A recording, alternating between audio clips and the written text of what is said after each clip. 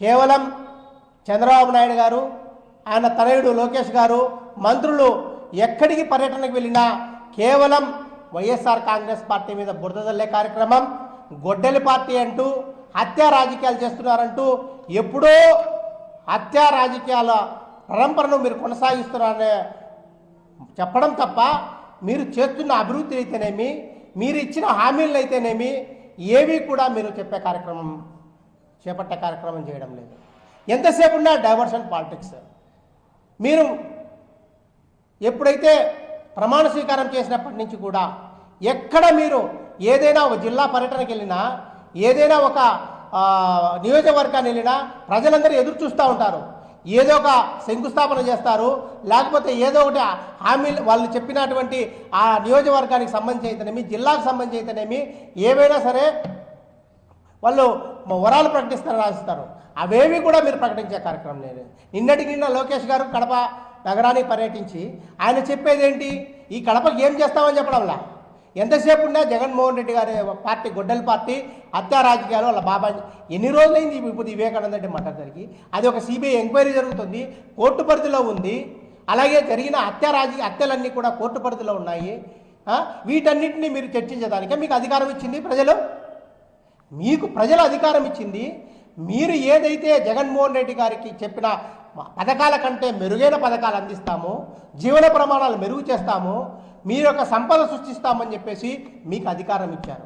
అధికారం ఇచ్చిన తర్వాత జగన్మోహన్ రెడ్డి గారు 5 ఏళ్లలో చేసిన అప్పు 3 లక్షల రూపాయలు అయితే మీరు ఈ 2 సంవత్సరాలే 3,25,000 కోట్ల రూపాయల అప్పు చేసి మళ్ళా బడ్జెట్ ప్రవేశపెట్టి 3 లక్షలు, దాదాపు 7 లక్షల కోట్ల రూపాయలతో ఏం అభివృద్ధి చేశారు మీరు? ఒక అమరావతికి దోచుకోవడం తప్ప ఏ నియోజకవర్గానికైనా సరే ఎంత నిధులు కేటాయించారని శ్వేతపత్రం మీరు విడుదల చేయాలని చెప్పేసి వైఎస్ఆర్ కాంగ్రెస్ పార్టీ తరఫున డిమాండ్ చేస్తున్నాం. మీకు అసలు ప్రజలు ఎందుకు మీకు పట్టం కట్టడం జరిగింది? సుభిక్షంగా పరిపాలన చేస్తారు, మీరు ఇచ్చిన హామీలు నెరవేరుస్తారు. జగన్మోహన్ రెడ్డి కంటే ఎక్కువ హామీలు ఇచ్చారు, మీరు వాటిని నెరవేరుస్తారని చెప్పేసి మీకు ప్రజలు అధికారాన్ని ఇస్తే మీరు చెప్తే 2 సంవత్సరాల తర్వాత ఏంటి? రాజారెడ్డి గారు ఫ్యాక్షనిస్టు, రాజశేఖర రెడ్డి గారు ఫ్యాక్షనిస్టు, వాళ్ళ అబ్బాయి యొక్క చరిత్ర, ఇవన్నీ మిమ్మల్ని ప్రజలు అడిగారా? ప్రజలు ఏం కోరుకుంటున్నారు? ఇప్పుడు గిట్టుబాటు ధర అడుగుతున్నారు రైతులు. గ్యాస్ ధరలు పెంచారు, పెట్రోల్ ధరలు పెంచారు. వీటన్నిటి మీద మాట్లాడితే మీరు ఫ్యాక్షన్ రాజకీయాల గురించి మాట్లాడతారు.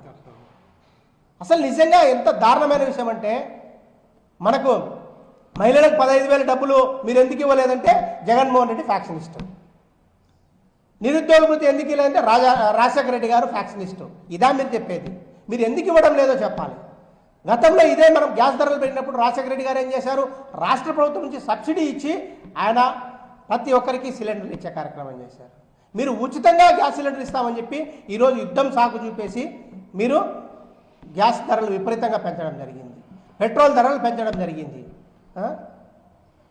ఇంత దారుణంగా పరిపాలన చేస్తూ మీరు ఫ్యాక్షన్ రాజకీయాలను, రెడ్ బుక్ రాజ్యాంగాన్ని పొద్దు రాష్ట్రంలో అమలు పరుస్తూ మళ్ళా వైఎస్ఆర్ కుటుంబం మీద మీరు అవాకులు చెవాకులు మారుతారా? వాళ్ళ పరిపాలన మీరు ఒకసారి చూసారా? రాజశేఖర రెడ్డి గారి పరిపాలన అయితేనేమి, జగన్మోహన్ రెడ్డి పరిపాలన 5 సంవత్సరాలు చేసిన పరిపాలనలో చరిత్రలో గుర్తింపు తగిన అనేక పథకాలను ప్రవేశపెట్టడం జరిగింది. 3 సార్లు మీరు ముఖ్యమంత్రిగా ఉన్నారు. మీ హయాంలో ఇది చేశామని చెప్పే పరిస్థితి మీకు ఉందా అని చెప్పేసి వైఎస్ఆర్ కాంగ్రెస్ పార్టీలో డిమాండ్ చేస్తున్నాం. ఇప్పటికైనా మీరెవరైతే తెలుగుదేశం పార్టీ నాయకులైతేనేమి, మంత్రులైతేనేమి, వాళ్ళందరూ కూడా వీటన్నిటిని పక్కన పెట్టి ప్రజలకు మీరు ఏం చేస్తారు, ఈ 2 సంవత్సరాల్లో ఏం చేసినారు, రాబో రోజుల్లో మీరు ఏం చేస్తారు అనేది ప్రజలకు తెలియజేసే కార్యక్రమం చేయండి. అంతేకాని రాజశేఖర అబ్బా, జగన్మోహన్ రెడ్డి అబ్బా, జగన్మోహన్ రెడ్డి తాత, వీళ్ళతో మనకేం పని ఉందండి? ప్రజలు మిమ్మల్ని అడుగుతుంది, మిమ్మల్ని పరిపాలిస్తున్నారు. మీరు 3 సార్లు ముఖ్యమంత్రిగా ఉన్నారు, ఎందుకు వాళ్ళ మీద చర్యలు తీసుకోలేదు? అన్నీ తీసి ఖచ్చితంగా ఇప్పటికైనా బుద్ధి తెచ్చుకొని తెలుగుదేశం పార్టీ 3 లక్షల కోట్ల రూపాయల అప్పులు తీసుకొచ్చి రాష్ట్రాన్ని దివాలాపరం చేసి వీటన్నిటిని కూడా డైవర్ట్ చేయడానికి తెలుగుదేశం పార్టీ ఎప్పుడు చేసిన డైవర్షన్ పాలిటిక్సే. ఏదైతే పీక్ స్టేజ్ ఇప్పుడు పెట్రోల్, గ్యాస్ ధరలు పెరిగినాయో దాన్ని డైవర్ట్ చేయడానికి ఈ ఫ్యాక్షనిజాన్ని ముందుకు తీసుకొని రావడం.